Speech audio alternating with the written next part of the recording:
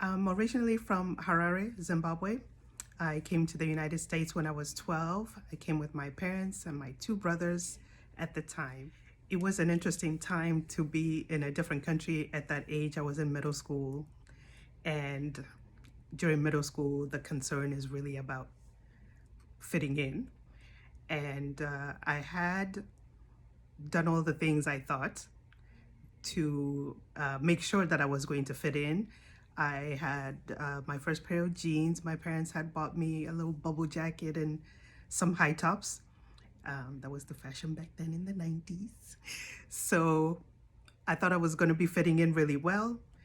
And when I walked into the school building, it looked as if there was maybe an announcement had been made that, there was an African girl coming to the school. There had never been an African student at the school.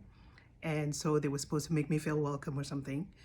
But immediately when I walked into the building, people were huddled up in groups, whispering to each other, "I think that's the African girl."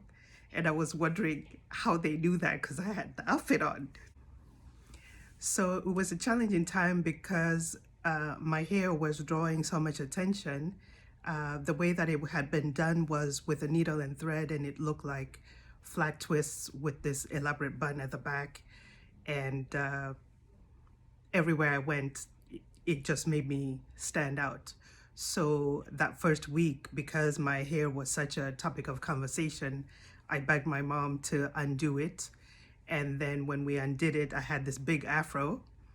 And that was another issue for that week because people were asking if I was wearing a wig, if that was my real hair, all that.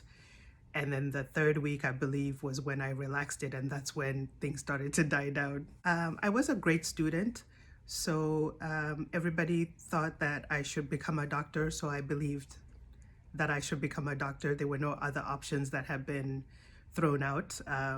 Smart people either were engineers, doctors, or lawyers, according to African customs. I was on a path to become a physician until the second year of college when my mom had twins and I was 19. They were premature, so we spent a lot of time in the hospital, and that was when I really knew that being a physician was not going to be for me, but I didn't have another option after that. Well, based on the classes that I had taken, I was able to wrap my degree up as a biology degree, and I had a lot of chemistry classes, so I ended up working in a chemistry lab, and it was okay, it was going well until I was at a workplace where a position was promised. I did a stellar job in the position, and when it was time for a promotion, the promotion that had been promised all of a sudden didn't exist, although I was already doing the job. I'm sure you can relate to some of the things that happen in the corporate world when you're trying to accomplish your goals and other people have other things in mind, and you find out quickly that you have to make your own lane and find out what you're going to do for yourself so that your future is not in someone else's hands. In my search, I was fortunate to discover a natural hair management system that was offering classes that allowed you to offer hair services and also build a business while you did that. So I decided I was starting my own business after taking this class. This class allowed me to quit my job within 2 years of taking the class and offering the service. And I was also able, soon after those 2 years, to be able to start teaching other people how to do the same thing that I was doing. My business grew quickly, and I believe it's because I discovered early that I was not actually doing hair, but I was helping people through a journey the same way that I had gone through a journey that led me to provide this service. I was helping people to discover what their journey was to help them find their authentic journey. The discovery that I made over the journey was that there is a large space in a Black woman's brain that is dedicated to thinking about what to do with my hair in case I go to a certain place. If I have somewhere to be, I have to look a certain way, then I have to do this to my hair so that I fit in, so that the people who are there think a certain thing or don't think a certain thing. There's a lot of space that is occupied by thinking about what my hair is saying in this situation or what I want my hair to say in this situation. Once women are able to see that their hair is beautiful, is versatile, and it belongs to them, it is part of them, once they accept that, the opportunities for anything that they want to do in their lives opens up. That space that was occupied by what to do with my hair is now freed up to think about, let me look around at my situation. What do I like? What do I not like?